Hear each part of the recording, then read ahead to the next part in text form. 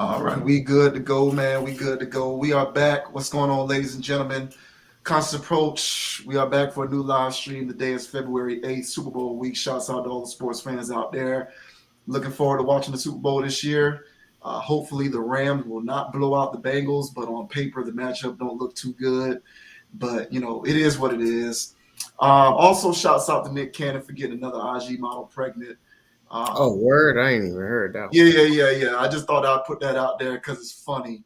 I know we did a one. video on Nick Cannon in the past, and he talked about how he was going to be celibate because he doesn't want to drop children. He's not trying to drop any more Yeah. jits, but lo and behold, he has been ensnared, or rather, well, no, I won't say that because Nick Cannon has made it very clear that he is not averse to having as many children with as many different women as he possibly can, Yeah. because he does not, quote, ascribe to westernized concepts of, the family structure. So he's a polygamist. That's what Nick Cannon is. Nick Cannon is proudly a polygamist. So there's no limit to the amount of kids that he wants to have and the amount of partners that he wants to have it with. So shouts out to you, brother, for you got another one on the way with an Instagram model. Good for you. But outside of that, we back for another live stream. February 8th, good topics. First up, I want to talk about, we're going to get into comments. Well, we're going to talk about Thandie Newton. For anyone who does not know about Thandie Newton is an actress. She's been active on the acting scene for quite some time. The first movie I recall seeing her in was Mission Impossible 2, which came out way back in the year 2000. But she's been in a lot of stuff. If you're into movies and entertainment, if you're into that, then you know who she is. You've seen her in a bunch of stuff. She's been in a bunch of movies. She's in the TV show Westworld, or at least she was at the point that I stopped watching that show. But she's been in a bunch of stuff, a Tyler Perry movie. She's well known. She's been in a lot of stuff. She went viral last week because she was doing an interview with Sky News, and I don't necessarily have any context for how they got onto this subject, but she started talking about how regretful she is that she believes that she has. I guess what she's saying is she regrets the fact that she has contributed to the ostracization of darker skinned women. That's what I took from this brief clip here. So we'll play what she has to say, and then I'll probably go ahead and unload on what I have to say. I've wanted so desperately to apologise every day to darker skinned actresses, to say I'm sorry that I'm the one chosen. My mama looks like you.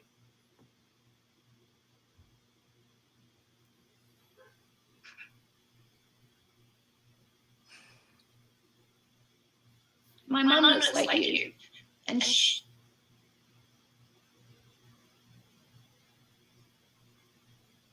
it's been very painful to have women that look like my mum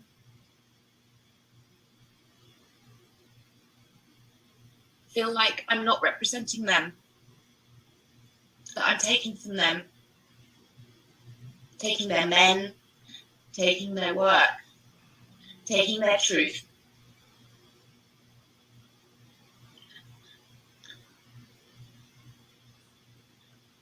I didn't mean to,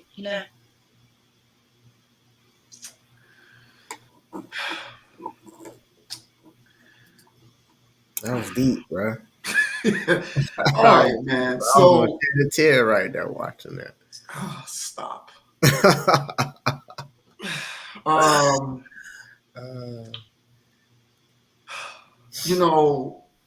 First of all, let me just say,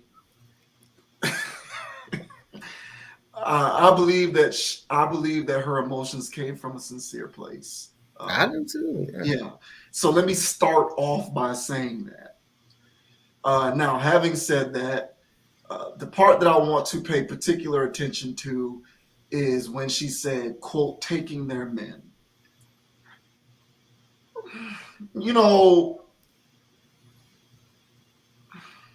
Okay, let me get into. Yeah, I want Okay, let me get into some story time real quick.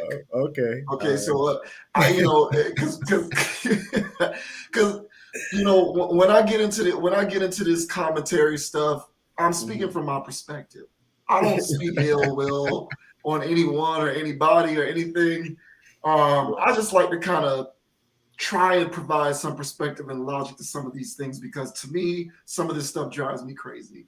So just to provide some background for me, because I've dealt with stuff like this several times throughout my life. The first time that I ever dealt with something that pertains to what she talked about, I was 22 or 23, something like that. I was working at a part-time job. Um, I won't mention what the name of the place was. It was a franchise restaurant. I worked as a cook part-time. There was this girl who works there. It was a black girl. She liked me. She was interested in me. She wanted to see what was up. She was overweight, not out of shape. She was not my type.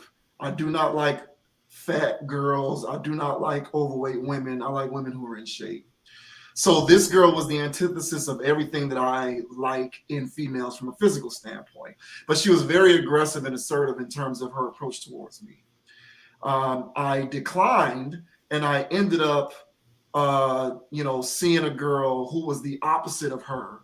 And this girl was now, albeit, the girl that I ended up seeing was outside of my race. So she wasn't like a lighter skinned black female the way Thandie Newton is. She was a non-black woman entirely. But the point that I'm trying to make here is when the girl who was being assertive towards me found out that I was seeing the other girl in lieu of her, she didn't logically reconcile her failure to get with me on the grounds that she physically wasn't my type. Rather, it must have been because I am not into darker skinned women. So, her reconciliation for her lack of success with getting with me was that, oh, I must like non-black women, or I must like women who are not dark skinned. It had nothing to do with the fact that she was overweight, not a shape, which is the real reason why I wasn't into her. She believed that she had dominion over me as a black guy, particularly as a dark-skinned black guy. She felt as though I should prioritize exploring my possibilities with her, despite the fact that she provided nothing in the way of what I seek from a physical standpoint. But nevertheless, despite all of her shortcomings, she felt like she had dominion over me, and that there was an obligatory aspect of my being that was supposed to choose her, despite the fact that she was a 0 out of 10 in terms of physical attractiveness for me. I personally found that to be offensive because I do not like it when people feel as though they have dominion over me in any regard. And she felt like she had some sort of dominion over me. Now, the girl who I ended up choosing, had she had the sensibilities of a Thandie Newton, she would have gone to social media to apologize for the girl that I rejected for, quote, taking her man from her. And that is the part of this that I find disturbing. That is the conversation around colorism notwithstanding. I don't even want to get into the weeds with how I believe that colorism is a fallacy and doesn't even really exist. I'll just stick to the idea that there is this contingent within, and I hate to use this expression, but I'll use it anyway for lack of a better term, the black community, where there is this belief that certain men are held to a standard to be dominionized beneath women to the point that those men should always be obligated to choose those women despite those women's respective shortcomings. There was something that was seeping through Thandie Newton's comments that kind of struck a nerve with me. Because, first of all, Thandie, under no circumstances should you apologize for being within a certain type of black man's preference set. We should all be free to maintain our own individual preferences, no matter what the situation is. If we all have certain preferences, we should adhere to those. There's no crime in that. Likewise, if you realize that there is a certain type of man or woman who shows favor towards you, you owe it to yourself to go to where you're wanted. Stop trying to reshape the world in your image and just accept things for how they are. Maximize your individual output and go to where you're wanted if that's how you want to live your life. But I don't see this with any other race of people. Concurrently, I do not see this even within the Black population. I don't see this within, like, if you look at it subgroup wise, I don't even see this with like lighter skin. This is something that is specifically tailored towards darker skinned Black people. And like, when it comes to me on the spectrum of skin complexion, I consider myself to be on the darker end. No, I'm not Usain Bolt or Akon, but if there is a skin complexion meter and it goes from 1 to 10, I'm definitely above a 5. And so I just am uncomfortable with the notion that there is a type of woman who has dominion over me. And I'm just unnerved by the fact that you have groups of women who feel the need to apologize because other men sought them out over this group of disenfranchised women that you feel responsible for and thus should apologize for. I kind of found it to be unfortunate. It plays back to that it plays back to the oldest tropes that we adhere to as Black people, where as Black men, furthermore, even as darker skinned Black men, if you want to take it there and go that far, we are disqualified from being able to maintain our own individual sets of preferences. And thus other groups of women somehow have dominion over us. I do not like that brand of inequity. Other groups of men do not have to deal with that. They are free to date, be with, maintain preferences in accordance with whatever standards that they choose. But for my men, we are sort of pigeonholed into being sequestered into maintaining an obligation to date a particular type of female from a physical standpoint.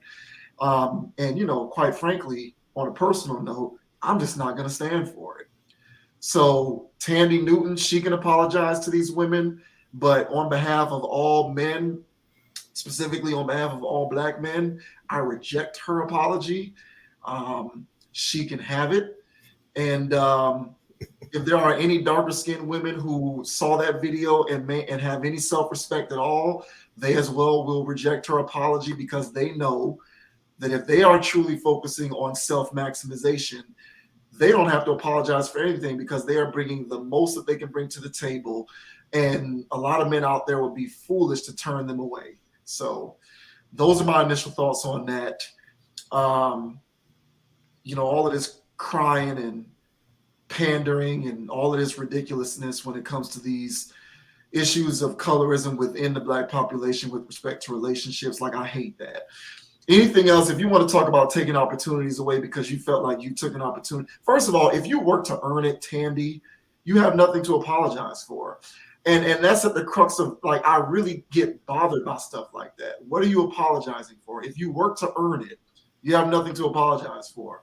Even if you feel as though an opportunity was afforded to you in lieu of it being afforded to a darker skinned woman, if you work to earn it, despite whatever barriers to success might be inherent in darker skinned women in the world of entertainment or business or whatever the case may be, if you work to earn it, rest assured you can go to bed at night knowing that the world is not fair. We've talked about that many times before. It is rife with inequities, but so long as you work to earn what you get, there's nothing that you should apologize for. Do not be bullied into apologizing. Certainly as a darker skinned man, I don't accept your apology because if I am going to choose something that adheres most to my preferences, and that is with a Thandie Newton as opposed to another type of woman, whether she's dark skinned or not, who does not adhere to the preferences that I maintain, then so be it. The world is unfair, it is unequal, and this is what it is. Apologies notwithstanding. I I hear all of that. when I saw this, I didn't really know what to make of it initially. Me watching it again, I was moved by it. Again, she's very good with her emotions. And she is, and swaying people. Because that was pretty good. Um I give that about a 9 on the Oh. scale of on the acting scale. I was really impressed by it. So, but I feel like she genuinely felt that way, like we established. I feel like she genuinely feels that way, and that's sad. And I agree with you on the point of that people feel obligated to pander to whatever this notion is. I can't stand it, honestly. I do believe, just to touch on it, I do believe there is dynamics within our community that is what people call colorism. I do think that. I do think there are people out here that do think certain people of different hues naturally look better than others. There's just people just on the ignorant scale of that, and they just choose to not remove themselves from it. So there are people who do that. But my thing is that the whole discussion of it in general is over. I believe it is overblown, and I think people put way too much stock into it. And I really think, as a people at this point in human history, that we could really not care about that anymore as Black people, and as Black Lives Matter as people want to be, especially, and it's the Black Lives Matter type too. It's the same type of people. It has to be. It has to be the Black Lives Matter people that still are out here still hollering that there's this hue of this person is better, or this hue of person ain't as attractive. There's still people in the same Venn diagram type of thing, and it's ridiculous. But my overall stance to this stuff, man, I think I can't stand the colorism discussions and stuff like that. And I feel like it really sucks to the point where, yeah, she feels guilty to the point where she's in tears. Like, I'm sorry for taking your That man. can't be okay. That's what I'm saying. Like, I don't mean to interrupt you, but it Yeah, cannot be okay that she is moved to tears. yeah, that's what I'm What did saying. she do? Be born lighter skinned? Well, that's what I'm. Yeah, that's the whole thing. So her whole thing is she's made to feel. And so this is the other part. So she's made to feel a guilt, you know, just for being of a lighter hue. So she's grown up with this guilt complex. As long as she's been pro-Black, and she subscribes to that side of her culture. So she's like, hey, I'm pro guys. I'm with you guys. But then everybody within the community is going, no, but you ain't though. You ain't. And then at the same time, she's getting this quote unquote privilege that she can acknowledge that she's gotten her whole life. So now she's conflicted. Well, I wouldn't have got this if I was of a darker complexion. So she has that whole life dynamic going. She's seen both sides basically.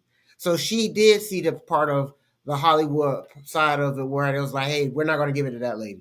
Yeah, yeah. We were looking for somebody more like you. Now you acknowledge that, but that's more or less to the discussions we talked about before of, hey, well, do you own the studio? Did you write the story? Are you funding the project? So how can you say who's going to be in the cast or not? So my whole thing is it is what it is. She came up in this whole industry, so she's seen that side of it. So she's with that whole guilt complex. She's going, oh man, I only got this because of this. No, man, I only got that because of that. No, oh, he only wanted to talk to me because I'm red. No, he'll talk to anybody that's in shape, like you said. You know what I'm saying? Hot damn. Hollywood fine, right? Dark skin or not, somebody's going to talk to her. So Yes. she doesn't know that. So my whole thing is I see her whole angle, and I feel sorry that she grew up in that umbrella enough to go, hey, I got to address this So all of my sisters out there that may be thinking that I'm getting off on privilege, I acknowledge that. And I'm so moved by that, I'm going to cry. And then at that point, listen, at that point, those sisters that were feeling some type of way about it, because bro, there are some vicious arguments that go on some channels on YouTube where sisters are just, whew, you know what I'm saying? They just dark skin versus light skin foolishness. There's people doing that. And then for some of those sisters that are like, yeah, we've been disenfranchised by the world, or even our own men don't want us. Rah. And it's just, and then once they get a situation like this, oh yeah, I feel better about it. So I feel like some women out of this got appeased by it. To me, I feel like this is sad that we have to be here as a community, even if you're half white, half black. I don't care at this point. My whole thing is, if you're brown enough to get discriminated on at any point, then just consider yourself to be black. So if you like, oh well, I'm only this quarter's this black or this quarter that, well, whatever, man. You know what I'm saying? The whole Steph Curry, Clay Thompson stuff is like, hey, they black to me. So it's like, hey, you black, they black, hey, everybody black. Oh, you can clearly see that their mom says, yeah, so what? So we counted Obama, we counted everybody. So my whole scale is, hey, is you black? Yeah, shit, you're black. And so if everybody else was on that scale, I think we would have a lot less of this foolishness. Hell, we wouldn't have any women like her crying because nobody would care, you know? But until why people won't not care, as long as race is a thing, there's going to be people out there that have this, with the race, the race concept and racism dynamics. So long as we have that as a thing that's a threat towards us as a external threat, then internally we'll have this whole foolishness of, yeah, well, since there's racism, there's going to be a spectrum of, because naturally there's a spectrum of hues within our community. So there's going to be a spectrum of quote unquote racism within our own. So it's ridiculous. I'm not a fan of it, but it's sad that someone would have to feel obligated to cry. So yeah, man, that's my take. Okay, so really quick, let me address the supposed colorism that goes on within like the black population. Mm-hmm. I like to talk about societal dynamics based upon what occurs in mass and not what occurs on a minority scale. So basically, I bring that up to say, are there elements within the black population that just for whatever reason intrinsic, like are there black men, for example, out there who just intrinsically believe that inherently lighter skinned women look better than darker skinned women, like just like, like as if it's some kind of genetic predisposition that if you're light, then you look better than if you're dark? Sure. And perhaps I am willing to I'm willing to go so far as to suggest that is a form of colorism. However, I do not think that is in mass. I think that most black men, so therefore most black people in general, exist within the middle ground where it's all about what your preferences are. I think that the percentage of us who discriminate against one another in that way, I don't think that represents the majority of us. Now, let me move now. So I'll just say that. That's just my opinion. Now, in terms of the colorism debate overall, and this has just been my observation, so you can correct me if you've observed something different. When it comes to, like, let's look at Hollywood, for example. Let's look at the entertainment industry. So we do know historically that there has been an element within the entertainment industry that probably still exists, but is far less paramount now than it was in the past. But even still, historically, there has always been an element within the entertainment industry that says, we are going to look to offer certain parts to lighter hues than darker hues. And so as a result of that, people who are in the entertainment industry who are darker skinned might not be able to have access to certain opportunities that people of lighter hues would have access to, because the entertainment industry, Hollywood, those actors and actresses, that whole world, that ecosystem, that pocket universe, there is probably a sizable element that does express prejudice towards people of darker complexions. When it comes to that, I'll give you that is a form of colorism, but that's widespread colorism that is taking place with people outside of the Black race who are exacting that against Black people, as well as perhaps people who exist within the entertainment industry who are also within the Black race who are exacting that kind of prejudice against darker skinned people. So I'll give you that. But what I will say is the majority of the time that I have encountered the conversation of colorism, it has been within the context of relationships. That has been the majority of the time that I personally have encountered people going back and forth with respect to this notion of colorism. And that's where I have to draw the line, because more often than not, what I have seen is people who don't take the necessary measures to be the best version of themselves so that they can maximize their potential as a dating prospect want to reconcile their failures on the idea that they are victims of colorism. And that's where I'll draw the line. In other words, you cannot be a female who gets upset at a guy, and this is just one example of this. You can't, for example, be a female who is after a guy who likes women who work out. You don't work out at all. You're not about that life. You're not into fitness. You're not into working out. You don't have those types of life habits. Your life is constructed differently. This guy has a preference for women who are into fitness. You cannot be a woman who's not into fitness and have that guy go in a different direction other than yours because you're not into fitness and then say, oh, I'm a victim of colorism. That's what doesn't wash. And so when it comes to the colorism conversation, I've encountered that a lot within our population with respect to dating and relationship preferences. That's where I kind of say, what is this colorism thing all about? If we're talking about on a grander scale, opportunities and access to economics and resources, and you feel like there's some weirdo stuff going on where people just perceive you to be less than because of your hue, then we can absolutely have that conversation 100%, because I don't deny the possibility of that type of dynamic being present. But if you're going to come at me because you're a woman and get mad at me because I went with the lighter skinned chick, when the lighter skinned chick maintains far more of my preferences than you do, and say that I was exacting colorism against you, that's where we're going to have a disconnect. Because I'm going to tell you right now, if you sit a woman in front of me who is light skinned, but she's overweight and out of shape and dysfunctional and a single mother, and then you sit a dark skinned chick in front of me who works out, who is in shape, who is functional, and who's not a single mother, I'm going to go with the dark skinned woman. Period. Those are the darker skinned woman at that point would be mostly adhering to my individual preferences. Now, I don't want to speak for another guy. I'm not speaking for other men. I'm speaking for myself. I'm not even going to extrapolate my preferences onto the rest of Black men at large.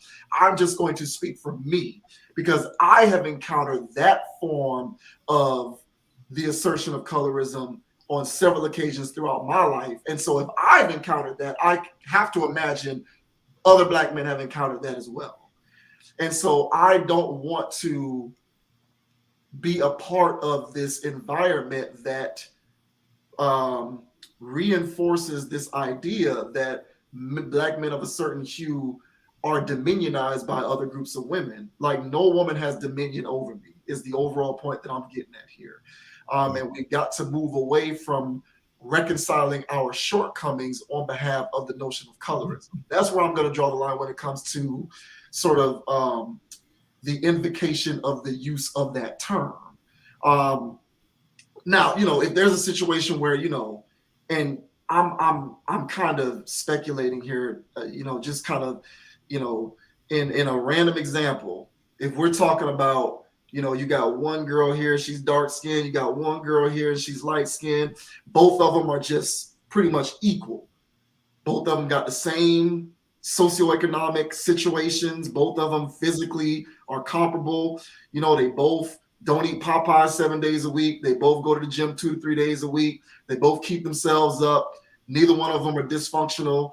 Neither one of them are, you know, crazy baby mamas dealing with baby mama, baby daddy situations. And then I choose to go with the woman who's lighter skinned. Okay, at that point, perhaps we can sit down and have an introspective conversation about what is and is not constitutionally colorism. But more often than not, that's not what I'm saying. What I'm saying is you don't set the bar for what he wants. And so you're going to reconcile your shortcomings on behalf of being a victim of colorism. That's just what I've seen. That has been my experience when it comes to the notion of colorism.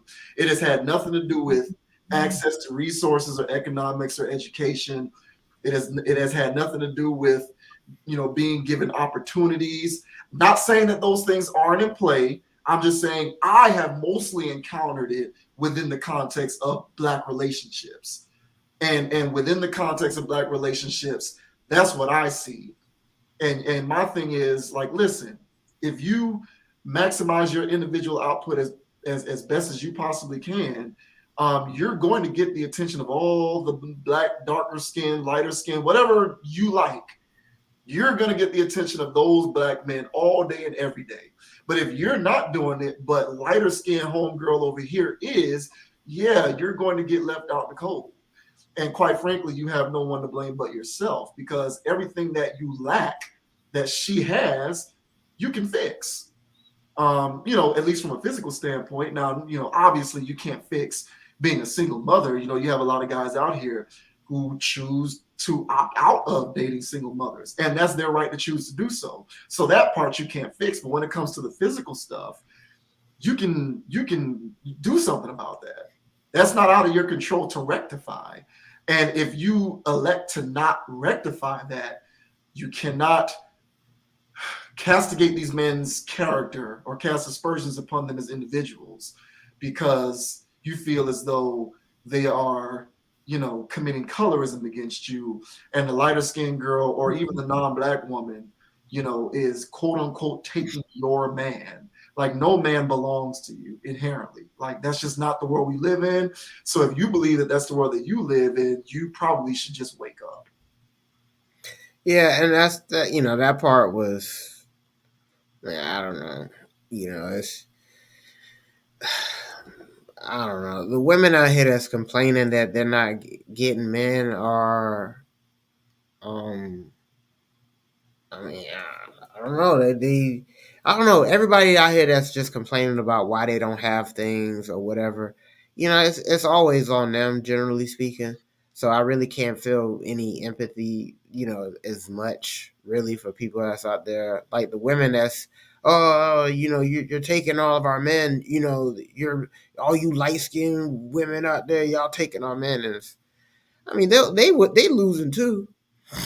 So you're just getting a man that's so shallow that he'll just take a woman based on skin complexion. So do you want a guy like that anyway? If that's even what he's doing, though. Well, that's what I'm saying. So even if he is, then that's not a guy that you want anyway. Right. So so it's just like you're not. That's not even a real valid thing to be talking about. I don't know. I don't like none of it. I can't stand the notion of it. I wish everybody just did away with it and moved on with their lives. But I was going to ask you a question like that. You know, generally speaking, all things equal, you know, what would someone pick? Mm-hmm. Would they pick, you know, white, black, this, that, you know, and if black, this hue, that hue, that hue, you know, Right. if everything's all equal, Right. you know, and everything's just based off quote unquote preference, and then at that point, what is your preference? Right. And then if it gets boiled down to that, because I do think there's a large majority of men out there that are in favor of certain type of women because of what Hollywood has done and put in front of TV. They put women on TV that look like her. So then in real life, we're not going to be able to get her. But in real life, we'll get the one that work at the counter. So there's two girls that work at the counter. There's the girl that work at Win Dixie too. Ew. Excuse me. One girl looked like a darker skinned girl in shape or whatever, and then there's a girl that looked around to kind of look like her, and then the guy's got each eye he can go through which one because he's gonna holler at one of them. He's gonna pick the. I'm not gonna say all of them. There's a lot of guys that's gonna pick this one here because of her hue, what she looks like. Because there's a lot of guys that's interested into that type of stuff because what they've been trained to deem as attractive. And how are they trained to deem something as attractive? Is that these are the types of people that are always getting casted or put on magazines or something like that. There's a dynamic of people out there bleaching their skins in other countries for a reason, and they're bleaching their skin is because they feel as though that there's some type of beauty in that type of skin complexion. And so for people out there that have the option to pick for offspring, and there's guys out here that are just running around, they're picking the ones that they're seeing on TV the most often. It's just branding, honestly. And then so after if they're the ones that's in the hip hop videos, they're the ones that's into this, they're the ones into that. Then when you see her in the mall, of course you're gonna want to holler versus the other type of girl that the guy probably doesn't even see more or less because he doesn't see her on TV either. So she doesn't even pop like that. So it's a thing where there's all kinds of dynamics that could play into why people do have these preferences. She's apologizing, but at the same time, that's not for her to be apologizing for. A, B, I don't think it's worth crying for. And if she does feel like it's that much crying for, then C, she believes too much in these colorism dynamics to begin with, so she could subscribe to such things so she could be crying in the first place. So Well, I just think that she is probably at some point, or maybe at various points throughout her life, she's probably been, for lack of a better word, attacked by, let's just say darker hued women for being somebody who benefits from this dynamic, and all she's doing is just living. So, that's where the emotion comes from because, just like, you can have a lot of men who become conditioned to believe that one hue is just inherently attractive, based on the fact that they are just inundated with that messaging so often. You can have a lot of women who come to believe that they are guilty of doing something wrong because of what they look like, because they've been told so often by other people, in this case, other women, that they are doing A, B, and C. And, I don't like it only because I feel as though a lot of this is sour grapes on the part of the people who are doing the complaining. And my whole thing is this, so let's talk about entertainment, right? Because a lot of this trickles down, even though I think it's a little different now because of things like YouTube and social media. You have far greater access to all different kinds of women thanks to social media and the internet and your phone and all of these apps, that we are no longer bound by some of these traditional notions of beauty and beautification. But I find it very interesting that, Sanaa Lathan, I've never heard her complain about colorism. She's darker skinned. I've never heard Nia Long complain about colorism. She's darker skinned. You can go down the line. I've never heard Megan Good complain about colorism. She's darker skinned. Some of these women, I don't hear, at the end of the day, we have to do a better job of holding ourselves accountable for adhering to higher individual standards for ourselves. I think there's a large part of us who don't love ourselves enough to be like, I can maximize everything that I'm doing. And at that point, I can let the chips fall where they may. I don't have to worry about being victimized by colorism if you believe that such a thing is present. You can go back to, all of these people, whether it's in music or entertainment. I don't hear colorism coming from those women. They're darker skinned women. I can only imagine they get the attention of the men who they want.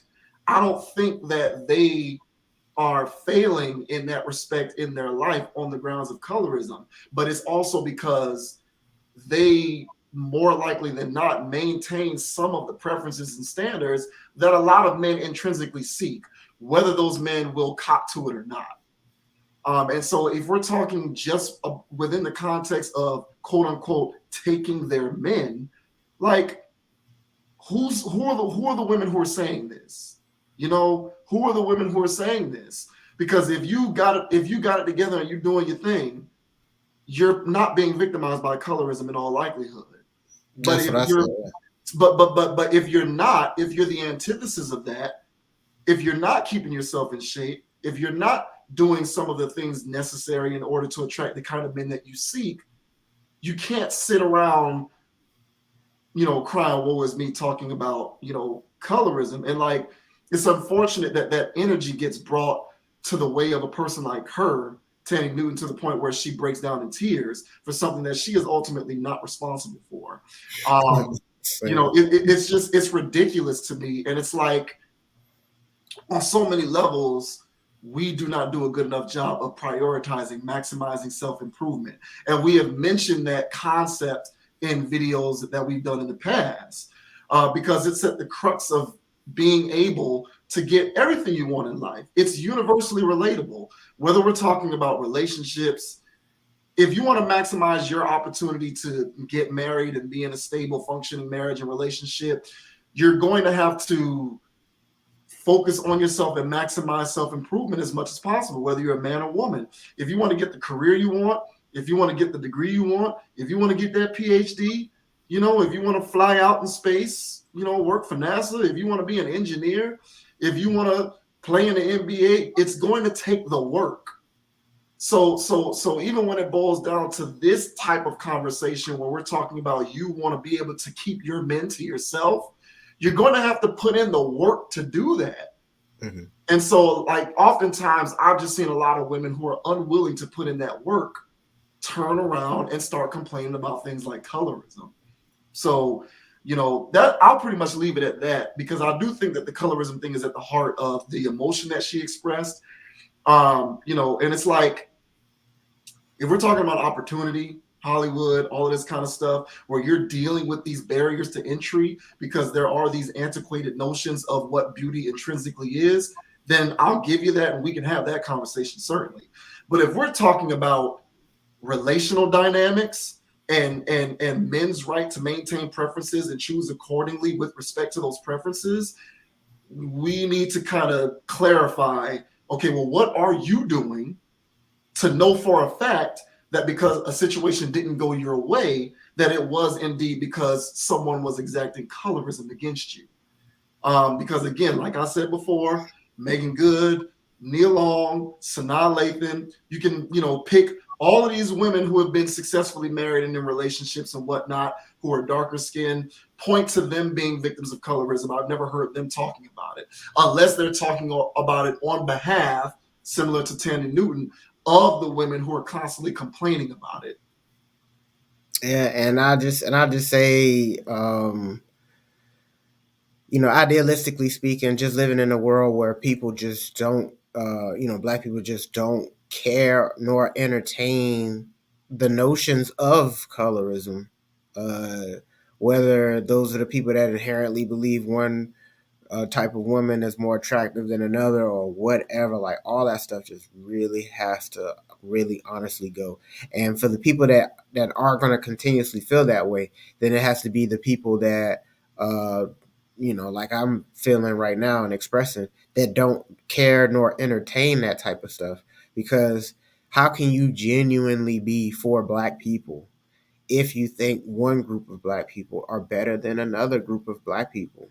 And so it's just honestly the most ridiculous notion. And if you're running around thinking that there's people out there like that are like you, then why are you so hell bent on fighting other races and other stuff like that? So Yeah. it's just at this point it's all about who the better person is than versus if there is anything about all of these big old boogeymen and stuff that everybody's talking about. So my whole thing is that people just need to just drop the whole notion. I can't stand it. I can't. And so yeah, just look past the colorism stuff, and yeah, man, just ignore it, man. Honestly, it is. It's like a curse that's within our type of thing, where if you and curses only have power if you entertain it, type of thing. And so, or a spell, put it that way.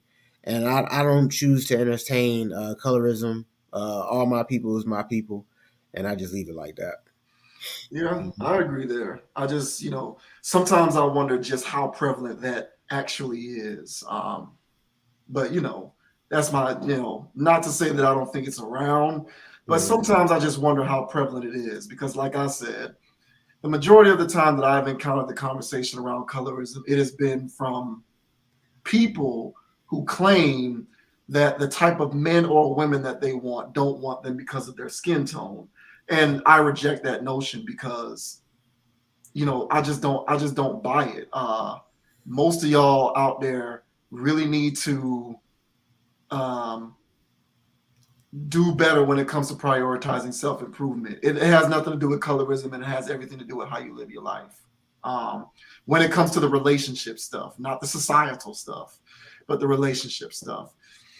So yeah, we'll move on from there. Appreciate Elegant Noir for checking into the stream. Elegant Noir says personal preferences and attraction cannot be litigated. I am inclined to agree with that. So yeah, so we'll go ahead and move on from there. I just don't want to, I don't want to see any more of these cringy videos with these celebrities crying on on a camera, especially when it's stuff that they have no responsibility for whatsoever at all. But next we'll move on to Nicki Minaj and Kevin Samuels. Nicki Minaj, she does IG Lives. This was on her Instagram, and she invited Kevin Samuels to join her for a brief period of time during her IG Live, and he obliged. So, this is an 18-minute clip that was posted to Kevin Samuels' Instagram, but there's a small piece of it that I wanted to share on the stream to talk about because I thought it was refreshingly constructive on the part of both of them, but Nicki Minaj in particular. So we're gonna play this clip and then we'll discuss what we want to discuss on the back end. Sometimes.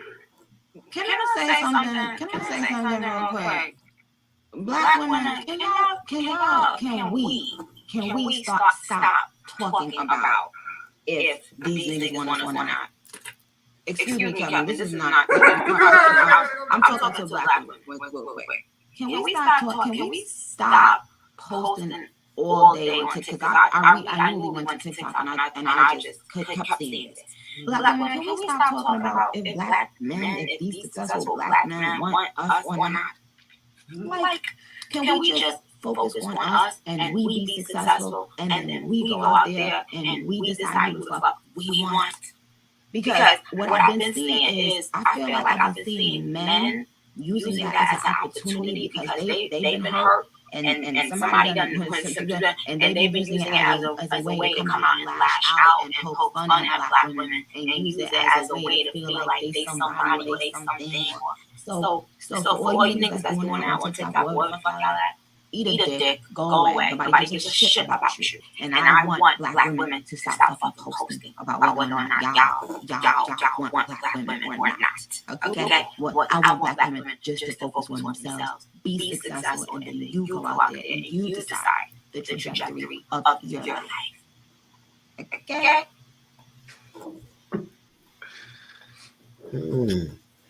All right, so that clip that we just played, right? That heavily correlates with the last conversation, or at least it heavily correlates with the conclusion, rather, that I had with respect to that last topic. I think that Nicki Minaj is right that women should focus on being successful. But see, what I took from her talking about women needing to focus on themselves and being successful, what I glean from that is women need to do a better job of prioritizing, maximizing self improvement. That's what I took from those comments. I truly believe that individually, if you focus on maximizing your personal output, you can let the chips fall where they may, and know that if a situation didn't necessarily go your way, um, you left nothing on the table. The thing in life that people need to understand is, like, we all have goals and aspirations, right? But what you can't do as an individual is leave something on the table and then lament on the failure as if something was done wrong to you. Like, it's kind of hard to go that route when you left so much on the table. So if I'm a basketball player and I never learned how to shoot, if I'm a guard and I'm a basketball player, and if I'm Ben Simmons can't shoot, has no will to shoot. He expresses no desire to shoot. If his career ends up being one of those situations where it's like, man, he put up Hall of Fame numbers, but he never could do this, or he couldn't win a championship, or whatever the case may be. Ben Simmons is going to have a hard time reconciling the result of his career juxtaposed to the fact that he left so much potential on the table. If you're somebody who has a career, if I'm a landscape architect and I retire and I didn't make nearly as much money as my contemporaries or some of my other colleagues, if I never got to the point where I was able to own my own firm, or if I wasn't able to land that big job that brought millions of dollars into my company. But I also, throughout my career, didn't attend those annual meetings. I didn't attend those yearly conferences.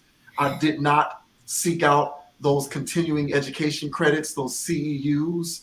And I just, settled for, waking up every day and eating my breakfast, putting on my clothes, and just going to work and working on those small projects.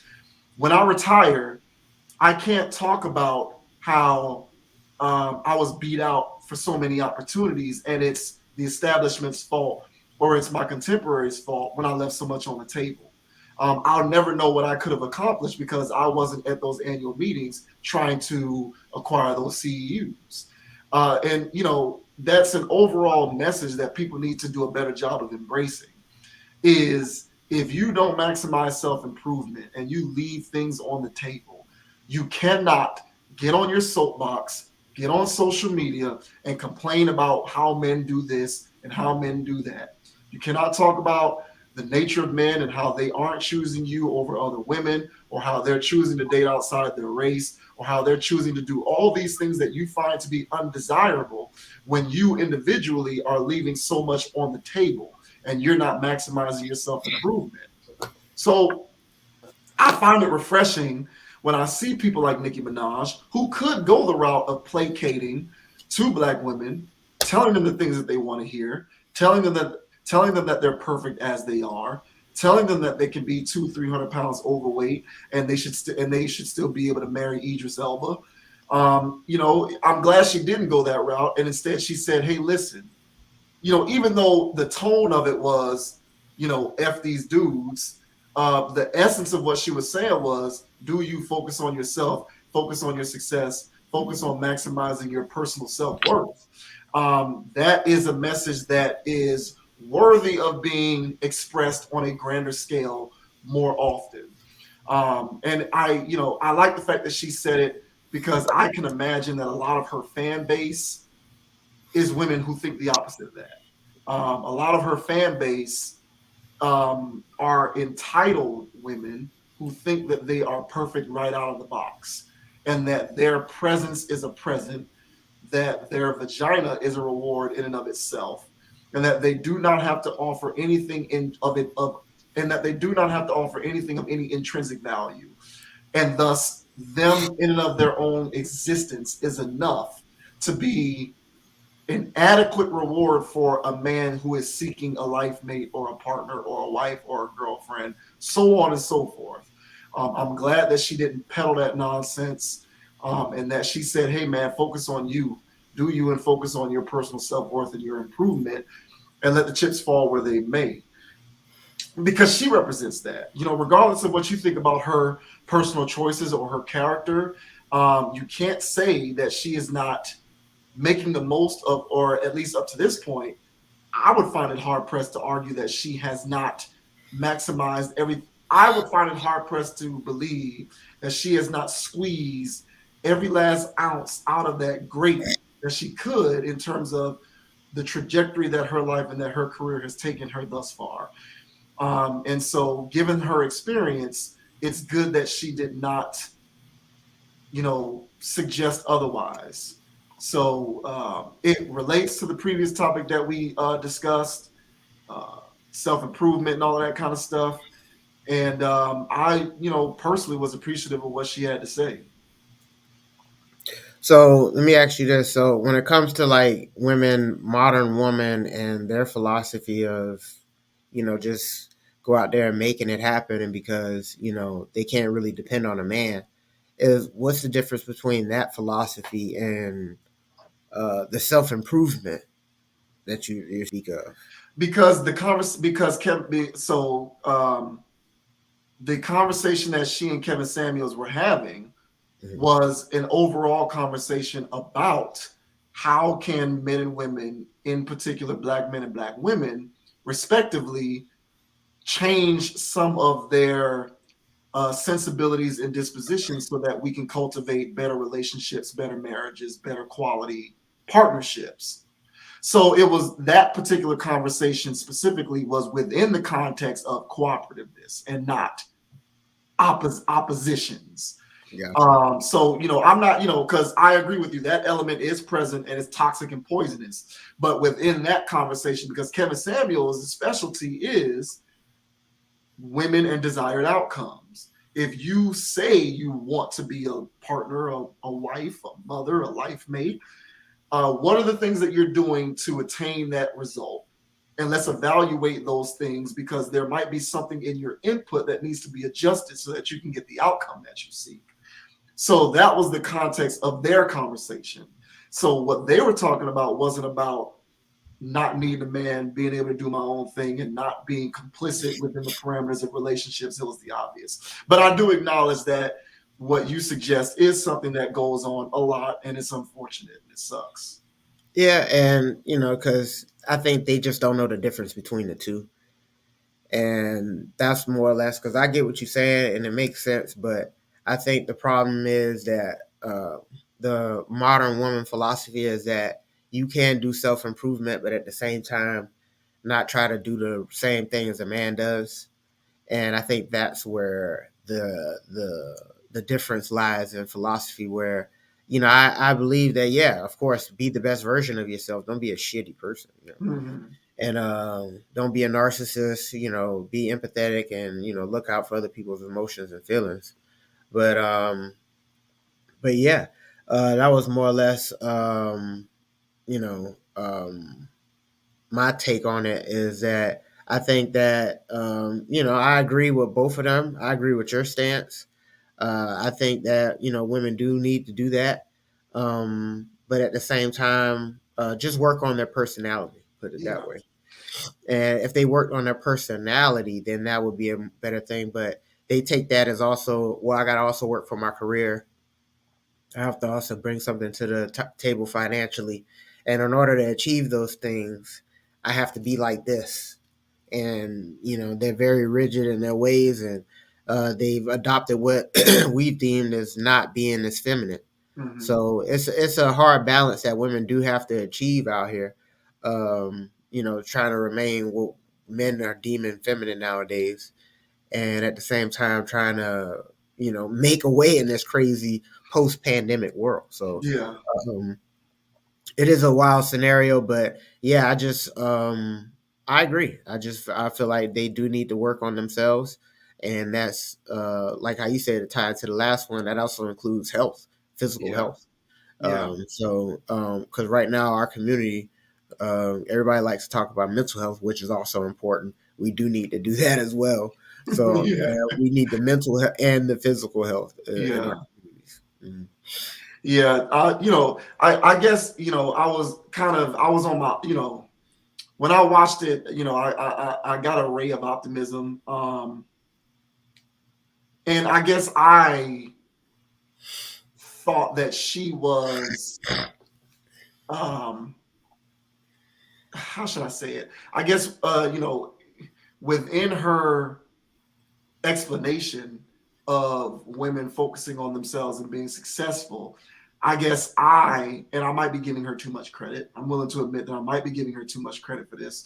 But when she was talking about being successful, I sort of thought that within the paradigm of being successful was also the notion of um, maintaining, you know, a functional sort of good-natured aspect of your personality. But I might be giving her too much credit for that. Maybe she was literally meaning focus on being a boss bitch. I don't know. That's probably Maybe, where she was going yeah, at. maybe that's what she literally meant. But I think that despite that, um, some of her fans can, at the very least, see her talk in that way and see, well, she is someone who is married, presumably happily. So let me adopt some of this and maybe shed some of my rigid ways, to use your word, because if some of the people who I pay attention to, such as Nicki Minaj, is actually married, maybe I can follow some of those cues and do some of those things, and maybe I'll find said happiness. So perhaps I'm giving her too much credit, but I think that is better than getting on this. I think that is better than some of these other. I think it's better for her to do that than to get on a YouTube channel or an IG live and say, F these dudes, get this money, get the bag. Like, that is worse than what Nicki Minaj did, because I think that is what is contributing to said relation, women sort of adhering to more masculine traits when it comes to how they approach relationships. That kind of thing is more damaging than just the sort of basic idea of focusing on success, because all of that masculinity comes from women adhering to these new age forms of seeking relationships, which suggests that it's okay for them to extract multiple men for their resources and engage in temporary situationships or relationships with them in order to do so. Because when they're engaging in that kind of behavior, they are doing the masculine thing, which historically has been having multiple partners and approaching relationships from a casual sense, where you don't care and have empathy for other people's feelings. You're just looking out for yourself and extracting what you can and then moving on to the next mark. And so when blatantly encourage that kind of behavior, like Megan Thee Stallion and the City Girls, for example, it can lead to far more problems than a Nicki Minaj, who is generically saying, focus on your success. Both can be problematic nevertheless, but I guess if I have to choose the lesser of two evils, I'll take the Nicki Minaj route before I take the other ratchet route. No, I agree. And but if it was, for me, if it were specified more, um, focus on being successful and in relationships, I would be Right. like, oh, that's great, she nailed that. But to Yeah, me, yeah, yeah. I just took that as modern, independence, which I Yeah. don't have a 100% issue with. It's just the part about it that feels as though they don't need a man that I Yeah. have a problem with. And it's more than just them verbally saying it. It's a mentality that they have. And it's Yeah. a mentality that they aspire to reach once they hit a certain level of financial freedom. And so once they hit that level of financial freedom, there's this thing of, man, I really don't need you. And then so once they're there with that space, well, that's fine. I don't need you either.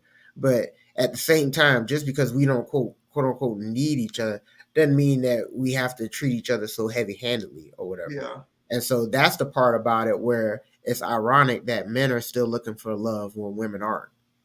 And it's just like, oh, hey, yeah, hey, why can't I want love, and women, they want more or less security. Then they go and get that financial security, and then they're so secure. It's kind of like a person. It's like a guy that watches OnlyFans. Yeah. Why do I have to go out there and get the real thing if I'm already got what I need to be taken care of? So once women search for this financial security level to where a man can't control them, then they hit this level of, why do I need them? So they don't have to literally, so just like a man doesn't have to really go out there and bust a real nut, a woman doesn't have to go out there and bust a real relationship nut. Yeah. And then so therefore she doesn't really present her best side of herself. So if people's principles were aligned in the appropriate way, then we wouldn't have those dynamics going on either side. But right now, I think that's just what we have to look at. And it's a sad dynamic that all of our discussions, more or less online, when dealing with these, are just so one dimensional. And so that women can't see the other side of being independent. And that's also understanding that partnerships are the best ways to do business. And they don't really see it that way. They look at it some other way, and I don't know what it is. And they're letting people, like you say, like the city girls and others, to write the gospel for them. And that's coming from women who come from a lifestyle that does not promote family values at all. Yeah. So it's a wild dynamic, but that's where we are right now. Yeah, I hear you. Yeah. It's too bad, man. Like there's just so many bad faith actors in the world when it comes to any kind of subject. And it's unfortunate that you have so many bad faith actors who have effectively gone about the business of conflating financial security and independence with control. I.e., as a woman, seeking your own individual financial freedom is tantamount to creating a situation for yourself in which no man can control you. You've had a lot of, and it's like, it doesn't have to be that way. Like, you can have financial literacy and be financially dependent as a woman, and that does not necessarily have to be tethered to your propensity for being controlled or lack thereof. Why does it even have to be about control? But you just have so many bad faith actors who have done a very effective job in recent history of convincing, at this point, 2 to 3 generations of women that you're at risk of being controlled if you do not seek your own financial freedom. When really, realistically, most reasonable men actually prefer a woman who's financially literate and financially free, because you can combine, you can pool your respective resources together and, essentially form a powerful conglomerate. And no one's trying to control anybody. It's just, you take each person's strengths and combine them, and hopefully one person's weaknesses is the other person's strengths and vice versa. And therefore no one's controlling anybody.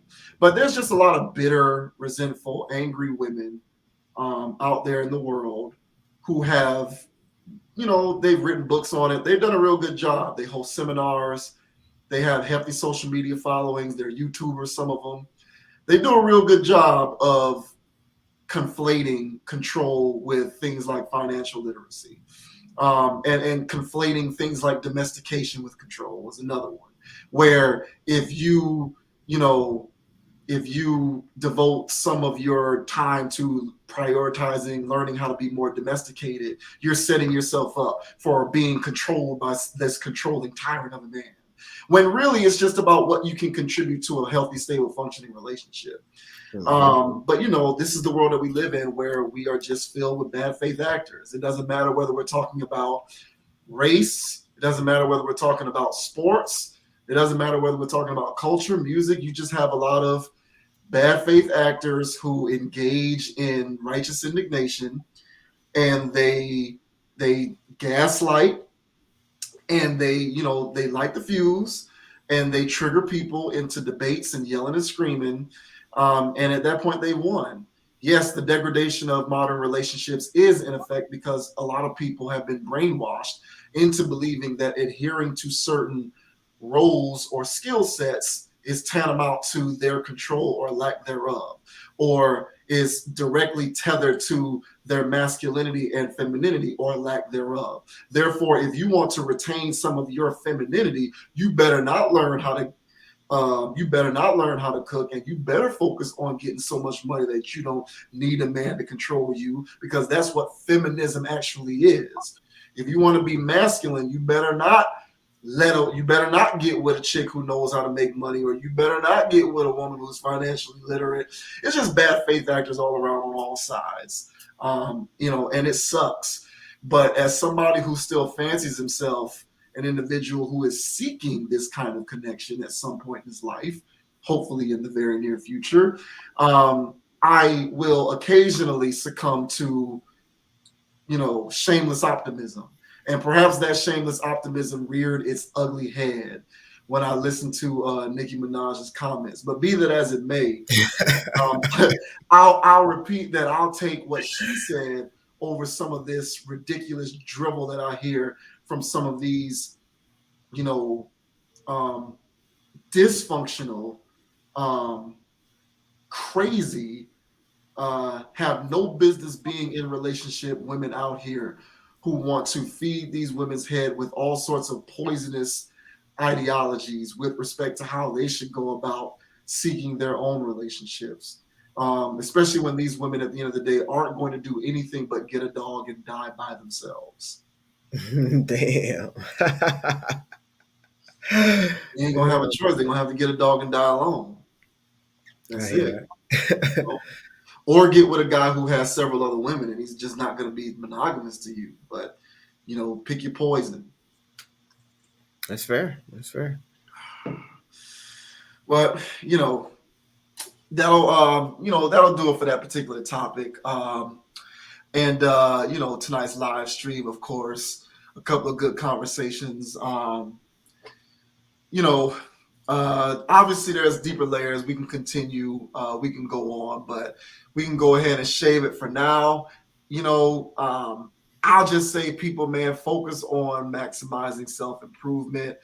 If you're doing that, then, you can let everything else can fall by the wayside. If things don't go your way, you know that you left it all out there. It is what it is, man. The world is inherently inequitable. There is no such thing as fairness. So stop believing that everything has to go your way. And you especially can't think that everything is going to go your way when you're not doing your individual part to put everything on the table so that you can just leave no stone unturned. Those would be my parting words, man. I don't need to see any more of these celebrities crying on camera because they have nothing to cry for.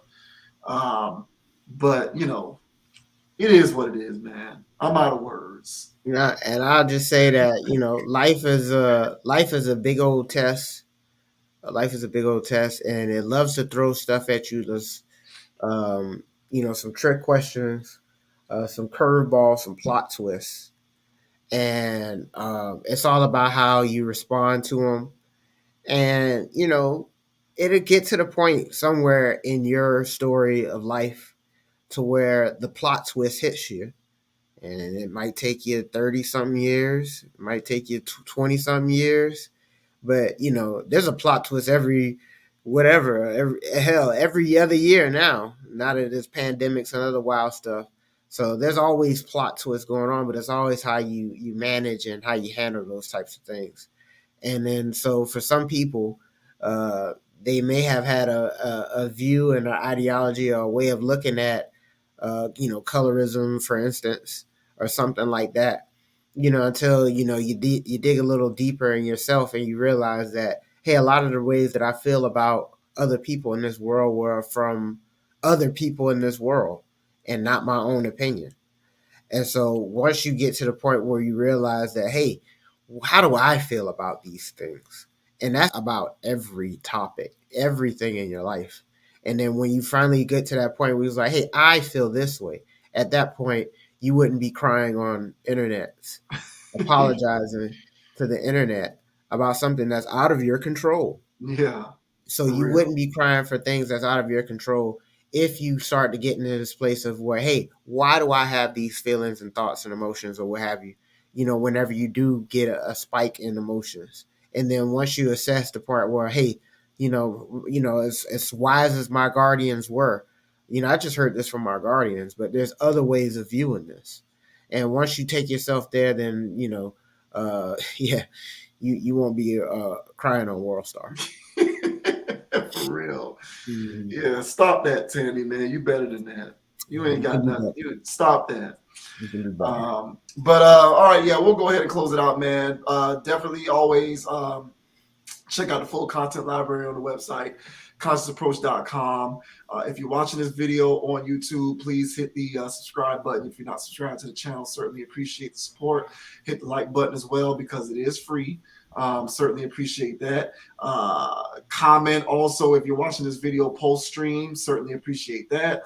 If you're watching this video on the Facebook page, hit the share button, hit the like button. Also like the Conscious Approach page as well. Wherever you're seeing this video, like, comment, share, subscribe, whatever the case is, just do that. Certainly appreciate it. You can follow Conscious Approach on Instagram at Conapproach, CONAPPROACH. You can also follow me on Instagram at JVWins, JVWINS. As always, I appreciate the support. Continue to support logical content. Yes, sir. And the name is Dogon SS. All right, you can find me on Instagram at Dogon_SS and on YouTube at Dogon SS. You can just go ahead and subscribe on over there, hit the bell notifications for whenever I drop some videos.